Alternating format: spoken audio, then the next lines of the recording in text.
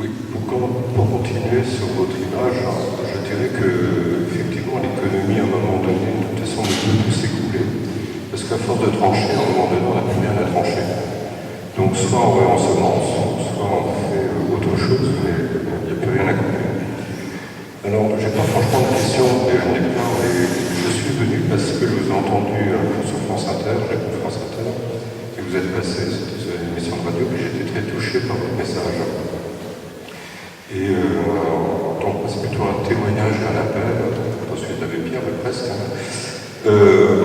J'ai été plus ou moins riche matériellement, et aujourd'hui je suis pauvre, et j'ai eu la chance, vous avez écrit un livre million, j'ai eu la chance dans ma pauvreté d'aller au Vietnam, et d'apprendre le yin et le yang, son taoïsme. Et ma vie, disons, pauvreté matérielle, est devenue riche aujourd'hui, parce que j'ai du temps. Et de ce temps, j'ai pu, comment dire, par rapport à toutes mes expériences professionnelles, me mettre à profit. Et j'ai beaucoup réfléchi sur l'économie. Et Younous, j'ai pas mal travaillé dessus aussi. Je pense qu'il y a encore autre chose, d'autres économies à mettre en place aujourd'hui.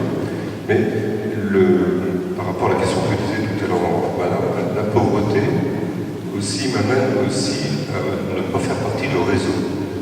Donc voilà mon appel, c'est-à-dire que si vous pouvez me transmettre vos coordonnées, je suis tout à fait prêt à travailler avec des personnes comme vous, où j'ai, par rapport à mon parcours, maintenant encore plus, par rapport, j'ai poussé des cris, je les ai même déposés à l'Élysée, mais aujourd'hui, d'ailleurs mes cris, c'était sur les messages de crise du cœur, uniquement tout mon manifeste. Et pour passer au cœur, il y a beaucoup de choses, disons, à poser et tout ça. Mais ça, on ne peut pas le faire en étant seul, même si on a des idées. Et je pense qu'il faut arriver à établir des ponts, à travailler à plusieurs. Mais il y a beaucoup de choses, parce qu'il y a les Focolari aussi, sur l'économie du don. Il y a beaucoup de choses qui se mettent en place. Mais moi, j'ai une idée bien précise.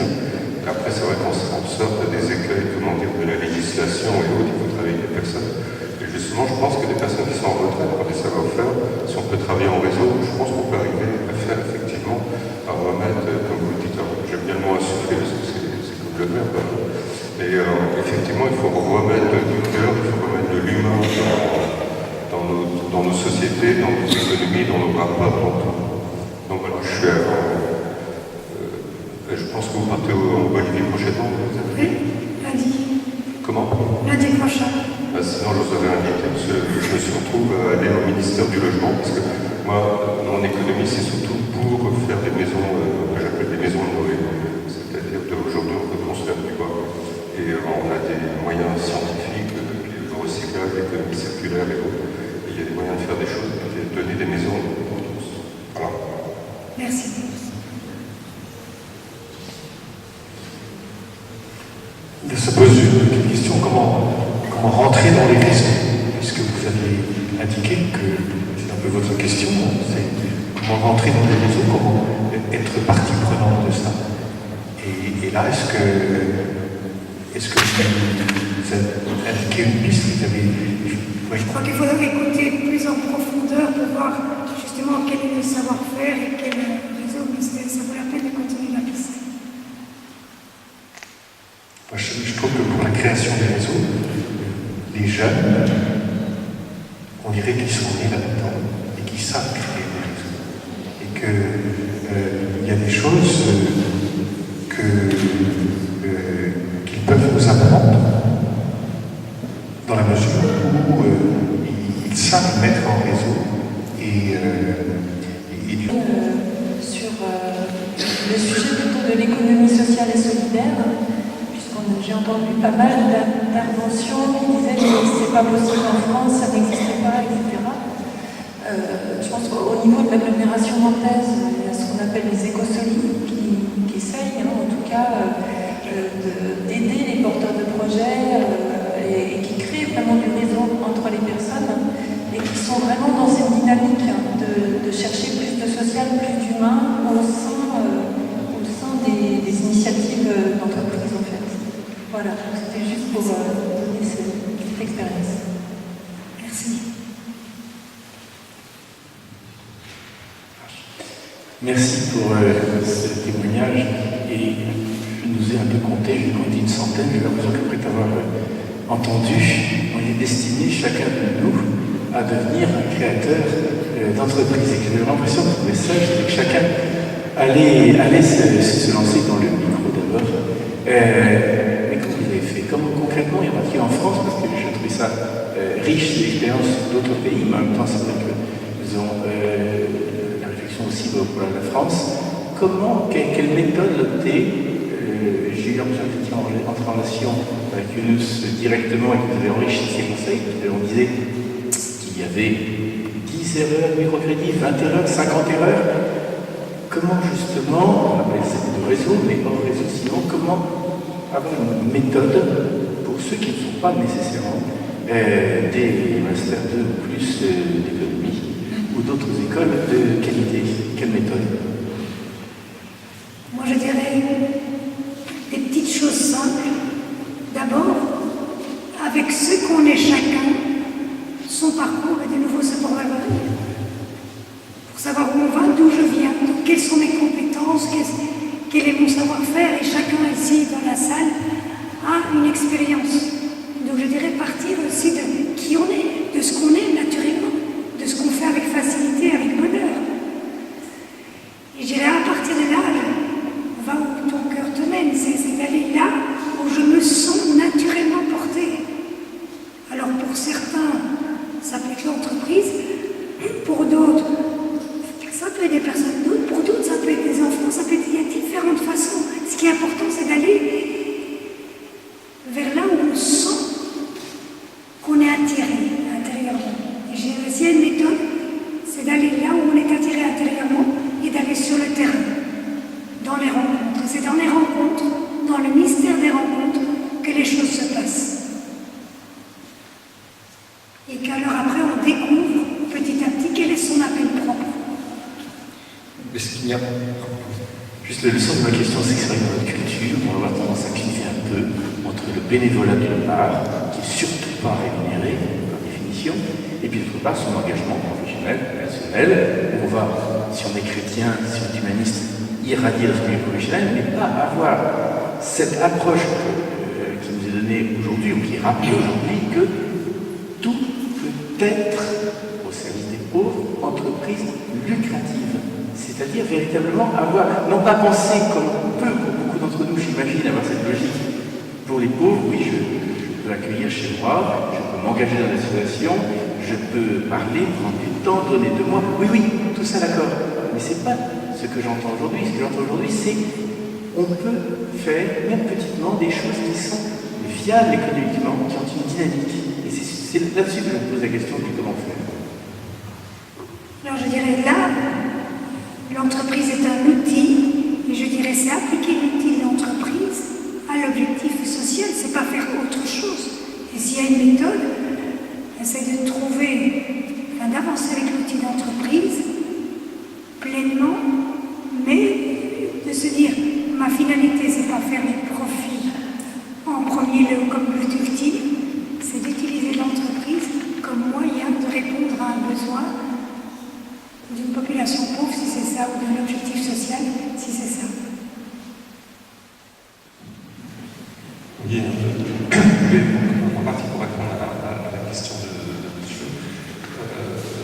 Donc là, une fois dernière, on a eu l'exemple du relais, qui je pense est un exemple très concret de gens qui se posent la question de, partent d'un constat qu'il y a des gens qui ne travaillent pas, qu'il y a des vêtements inutilisés qui vont à la poubelle, et donc et à partir de là, comment créer une entreprise à partir de là qui permette, qui soit viable économiquement, etc. Voilà. Et je pense que ça, c'est un bel exemple de réponse. Et si on observe autour de soi, il y en a aussi beaucoup d'autres qui sont peut-être moins connus que le relais, parce que le relais a déjà une certaine autorité, mais il y a des choses très concrètes. Et il y a aussi des entreprises classiques qui sont également préoccupées, c'est-à-dire qui se posent la question de la création de richesse, pas simplement avec, je dirais, le filtre monétaire. C'est-à-dire en quoi une entreprise, quel est le rôle de l'entreprise et en quoi elle peut être créatrice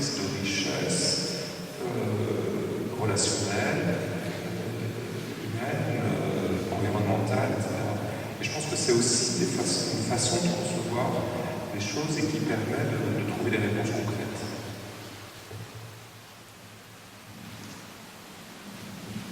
Si je vous ai bien compris, c'est que vous croyez plus au ressort de chacun qu'à une évolution d'une économie générale, un peu politique de l'économie pour amoindrir les conséquences. Vous ne croyez pas qu'on puisse changer au global, par exemple, sur la mondialisation, sur des choses comme ça, revenir un peu en arrière pour arranger la situation?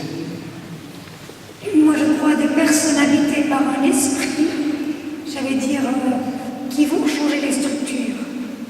Je crois que les choses peuvent changer, mais à partir d'hommes et de femmes qui sont mus aussi par une vision et par quelque chose, parce qu'ils partent de leurs aspirations. Mais c'est vrai que je ne crois pas que changer les structures seules changeront les personnes. Ce serait formidable, je crois que si vraiment c'était le cas, ce serait déjà fait. Mais je crois plus à des personnes qui vont adapter les structures pour qu'elles correspondent plus aux besoins et aux aspirations des... Je me dis toujours, si on est arrivé jusqu'à aujourd'hui, c'est qu'on a été au bout de ce qu'on pouvait expérimenter. Et maintenant, c'est avec ce qu'on a comme prise de conscience qu'on va plus loin.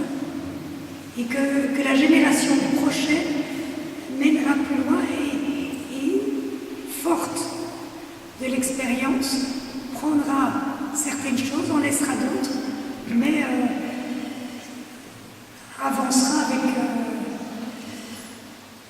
oui, ses rêves à elle, ses aspirations à elle et cette force nouvelle, la force du printemps que nous sommes aujourd'hui. Bonsoir Marianne. La formulation du thème, on y réfléchissant, me dérange maintenant. Parce que je trouve que parler de l'attention aux plus pauvres, ça paraît un peu passéiste, un peu charitable. Alors c'est bien. Alors certes, d'un point de vue matériel, il y a des gens qui ont plus que d'autres.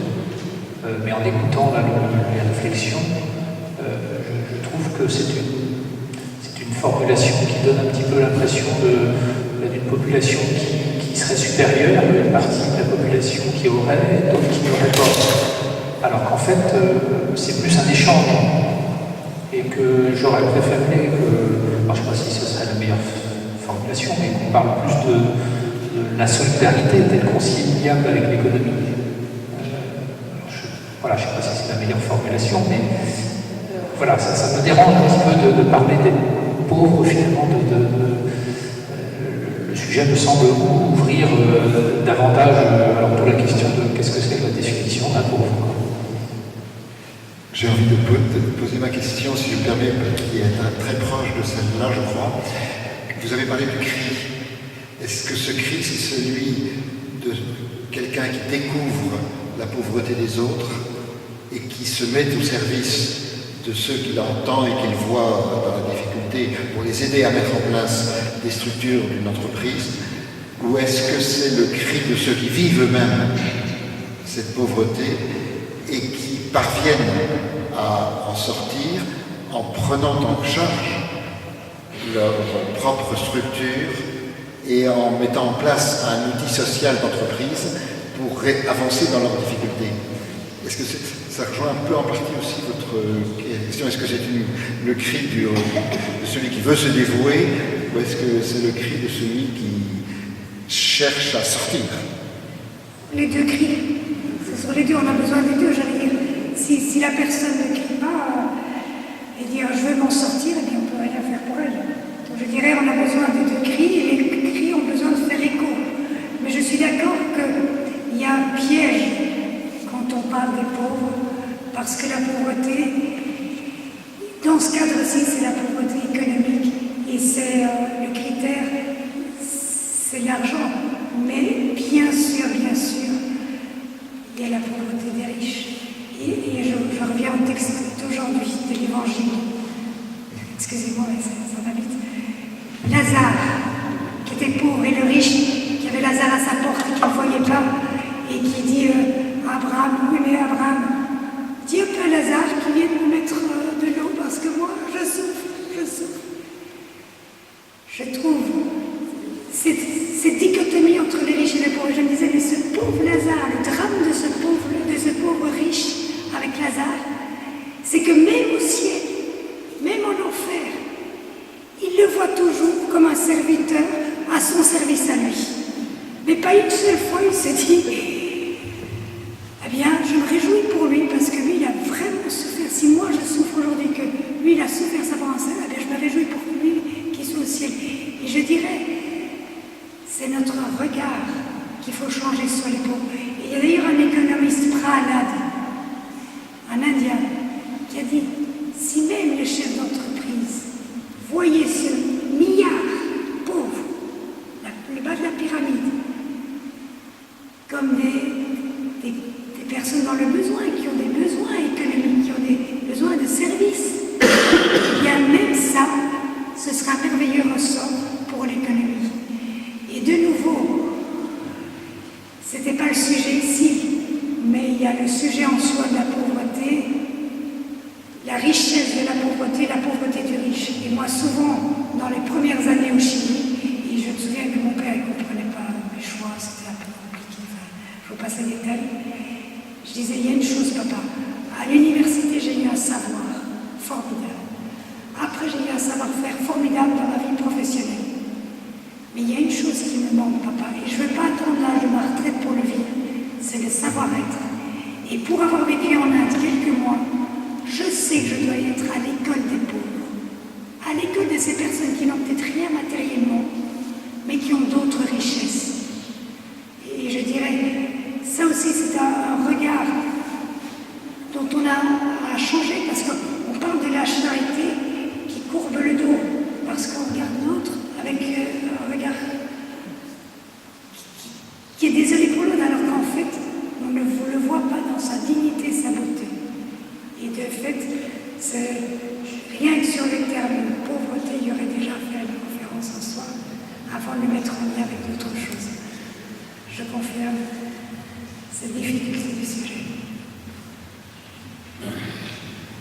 Oui, moi, il y a quelque chose qui me frappe, c'est qu'il me semble que le mot de politique n'a pas été prononcé une seule fois ce soir. On vote dans 3 jours. Il me semble que la politique, c'est quand même quelque chose d'essentiel dans la lutte contre la pauvreté. Et je dis ça à partir de mon expérience. Bon, je m'occupe pas mal de commerce équitable. Et vous avez parlé d'autonomie, de rendre les gens autonomes. Et on essaye, dans le commerce équitable, on essaye d'arriver à pousser ceux qui sont dans ces réseaux à une telle autonomie qu'ils peuvent prendre part à la politique de leur pays. Je pense que c'est particulièrement le cas au Pérou, où le réseau équitable a permis à certains de déboucher sur une place dans la politique de leur pays. Et je crois même que c'est une femme. Merci pour ce témoignage. De fait, le commerce équitable est une manière d'une extrême justesse pour redonner et pour créer un système où la personne reçoit le bénéfice de son travail. Pour moi, ces logiques sont équitables. C'est vraiment je confirme que c'est très très précieux. Mais jusqu'à la dimension politique. Bien sûr. Juste une précision à propos du commerce équitable. Dans la mondialisation qui a commencé depuis une quarantaine d'années, il y avait une volonté des pays de créer des fonds de stabilisation des matières premières pour garantir des revenus réguliers aux pays exportateurs de matières premières. Malheureusement, le plus souvent, sauf exception, ça fonctionnait très mal. Parce que quand on était en année de vache grasse, les dirigeants des pays exportateurs tombaient dans la caisse pour leur propre, et ce qui fait qu'ils pleuraient quand il n'y avait plus d'argent dans la caisse, dans les années de vache maigre. Donc il ne faut pas toujours accuser les riches d'être responsables de la situation des pauvres. Ce sont des questions complexes, en fait. Oui, comme Madame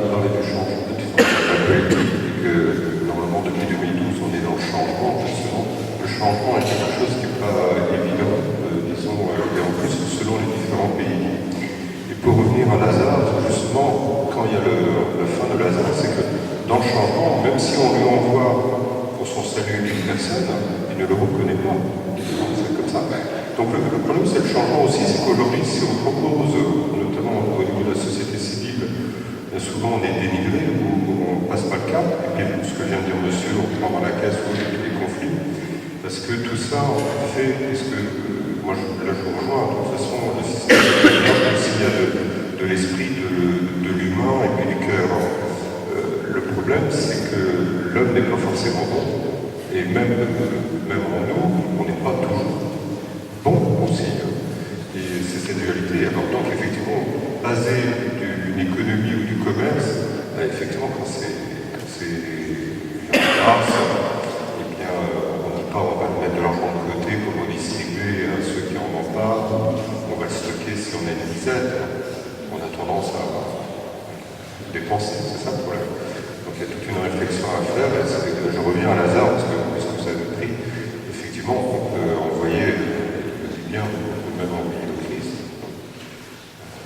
Je ne croirais pas qu'il va ressusciter.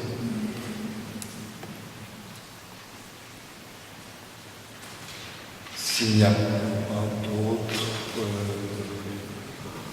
questions qui se soulèvent, je pense que nous pouvons en rester là et remercier vivement Marianne de Boisredon d'avoir touché notre intelligence et surtout notre cœur dans cette relation entre l'économie et l'humain.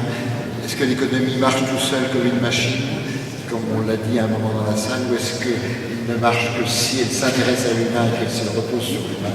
Je crois que nous avons fait notre conviction. Encore deux petits mots. Dans 3 semaines, le jeudi 10 avril, on va faire un nouveau lien entre servir la fraternité, qui est une notion de solidarité, et puis la théologie aussi. Et Marie-Christine Bernard viendra faire ce lien, qu'on a fait plusieurs fois ce soir, assez explicitement, entre les fondements de la foi et puis notre rapport à la pauvreté et aux plus pauvres. Et d'où vient, du coup, l'option préférentielle pour les pauvres, qui est une des façons que le Concile Vatican II a choisi aussi pour dire, pour les chrétiens, quel type de fraternité on veut construire dans le monde. Et du coup, Marie-Christine Bernard nous aidera aussi à ça. Donc il y a un côté spirituel et théologique sur lequel on peut fonder l'économie ce soir, et les exemples qu'on avait pris aussi, les 2 exemples qu'on avait pris la première conférence. Voilà. Vous êtes invités à vivre cette continuité. Le jour, c'est le jeudi 10 avril, c'est dans 3 semaines. Voilà. Et puis, on n'a pas laissé de temps pour présenter quelques livres que la librairie Siloé avait apportés. Il y a quelques livres. Parmi les livres, il y a, ça fait le lien avec ce qui sera fait la prochaine fois, partager la parole de Dieu avec les pauvres. L'expérience d'Athénée Carmonde est très forte de ce côté-là. Et s'il y a des gens qui peuvent nous apprendre beaucoup de choses sur que faire et comment être évangélisé par les pauvres, je crois qu'Athénée Carmonde a un immense savoir-faire et a permis des avancées extraordinaires de ce côté-là.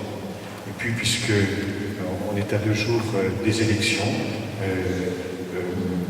il y a encore, je l'avais dit la dernière fois, participer à la vie politique, la parole de chrétien, service de formation du diocèse de Nantes. Voilà. Il y en a des exemplaires. Jean-Michel Vienne, qui a animé ce soir la soirée, est un des co-rédacteurs de ces paroles de chrétien pour participer à la vie politique. Donc, voilà, n'hésitez pas, c'est à consommer sans modération. Voilà. Bonne soirée à tous, et puis, on vous appelle.